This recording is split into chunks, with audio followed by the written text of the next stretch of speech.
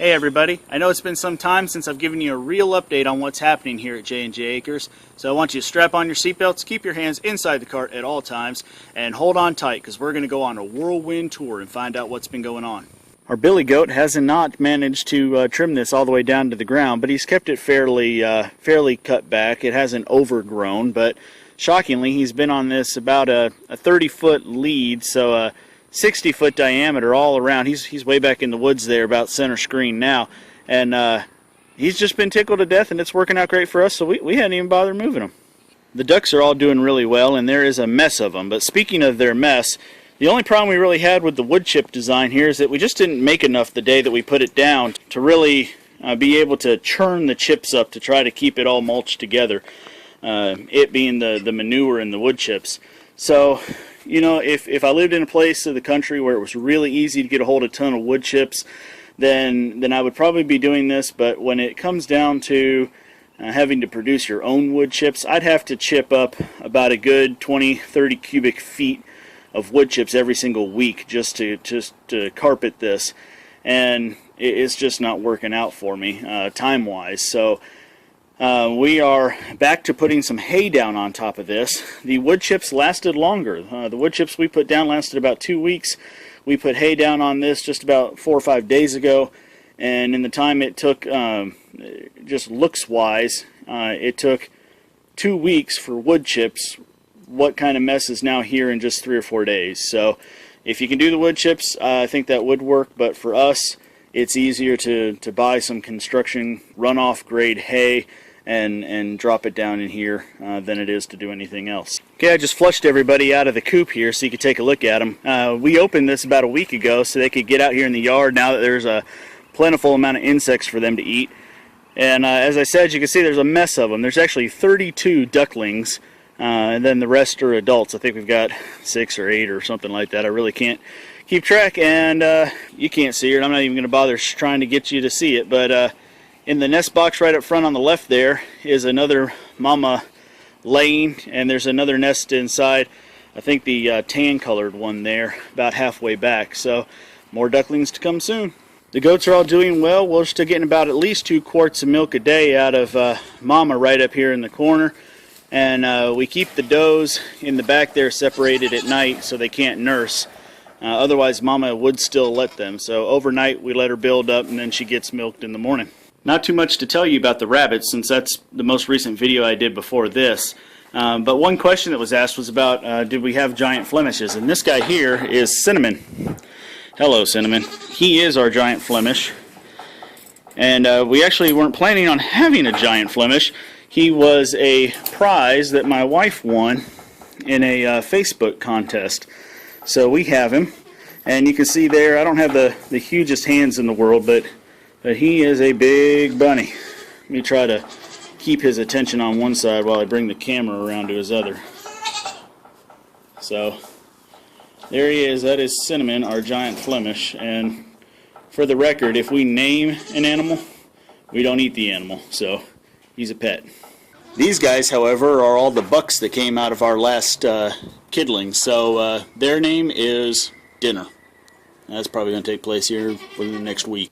Oh boy, am I embarrassed to share this with you. This is my epic fail. This was the pothole repair, now in parentheses, attempted, that just did not work. You can see it's rutted back out, and this happened the very first rain that we had. Now mind you, it was a decent steady rain that lasted the whole afternoon and night, but nonetheless, it's washed out. And I've got wood chips now going all the way down the driveway. And I'll tell you what I think happened here. I'm no expert in fluid dynamics, but hindsight's 20/20. I think that the loose soil, because I only compacted it by driving over it on my tractor, so the relatively or comparatively loose soil that I put down on top with the hard clay that had been being eroded beneath, I think the water just went right through that loose soil, hit the hard clay soil, and washed out the topsoil that I had put. So I do have a pile of red clay dirt that I am going to attempt to this yet again with, and hopefully get a little bit better results. Why didn't I do that the first time? That's the same question my wife asked me. from far right to left, the organic tomatoes. I've got a couple that have started to come up that look like they're going to hold on, but the rest of the row just needs to get replanted. The next one in that's actually full are the organic bush beans, and the plants closest to me, I don't know why, but they're doing a whole lot better than the ones on the far end. And the next row over are the artichokes. A couple of them have actually started to come back, but some of them, yet again, I can't really replant those. We planted every seed that came in the packet, and we can't find any more here locally. So we're just going to have to plant something else. And then on the far left are the leaf lettuces and onions. Some of the onions are recovering from heavy downpour and some cold weather that we had, which I thought the cold weather wouldn't hurt them. But anyway, the leaf lettuces I have a question for you about. If you're familiar with growing them, you can see how bunched up they are. That's several plants. And I know that I sowed them improperly, but maybe you can advise me. You know, we always hate to just dig in and pull something up, but maybe if I can let that grow out, I'd rather do that than just yank them out. My son's cayenne peppers are holding in on there as well.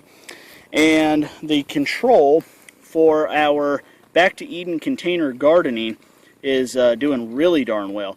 But something interesting about this, the two containers that are inside have mites on them, and the two that are outside have no mites. So I'd like to know if you're familiar with mites, why that might be. I would have expected the other way around. So if you can, share your knowledge. Now for the square foot garden area, starting from the front going back, you can see the potatoes are up and looking plentiful. I've never grown potatoes, so all I can say is that they're deep green and looking healthy, so no complaints on my side. Over here on the right of those, there is a hybrid tomato plant, which looks like it's trying to hold in there, but it's not. It's never really bounced all the way back. Behind it is some cucumbers. And then over here to the left, what I thought was completely died out, two of the broccolis are starting to come up. So happy to see that. And then here in the back row, you have our last sunflower. It has perked up, it is standing straight, and looks like it's going to live out its life properly for the rest of the season. So that's good. And the corn is really where I'm worried about getting some of that rabbit manure over here and top dressing the garden so that it can get some more nutrients. And then now we're back over here at the peas, and I'm ending with these guys because I've actually got a bloom. So I'm really excited that that's probably going to be the first produce that actually comes out of here. So there you are. There is your quick update on that. I'm not going to bore you with an update on every single fruit tree, but here is the sweet cherry tree. And the reason I'm going to point this one out is because there's a new addition here. We have decided to plant a strawberry plant down here. And it's actually several plants that came in the same pot, and rather than fuss and muss with it and everything else, we decided just to plop it in the ground and see what it does. I kind of feel some of our transplant problems in the regular garden were because we disturbed the roots too much. And so other than tickling the roots on the bottom of the plants a little bit, when we got it out of the pot, we just dropped it in the ground, and we've already enjoyed a couple strawberries off of it, but there's plenty more coming. Please remain seated until the ride has come to a full and complete stop. I hope you guys have enjoyed the update. I know there's a lot of details that are missing, but I really didn't want to sit here and make an individual video for each and every single project. I didn't think that you really needed to watch that many different videos of me. And I also knew it was just going to make me keep delaying and delaying and delaying giving you an update. So I hope that was at least enough information so that if you have any questions or comments, you can please leave them below. If you haven't before, please subscribe. I'm still trying to come up with a good schedule that I can give you guys on exactly when updates will come out. But I'm just going to be honest with you. I've got 5 kids, got a lot happening, and sometimes it's just no way for me to sit there and say every such and such a day I'll have a video out for you. But never fear, we are doing something here on the homestead. I just have to get up the gumption to actually make you a video to show you what's happening. So if you will, put up with us a little longer, and we'll be sure to give you another update soon. Bye. Nice to see such good info in one place. How about that? I appreciate that a lot. That's inspiration to put up with the technical glitches at least one more time.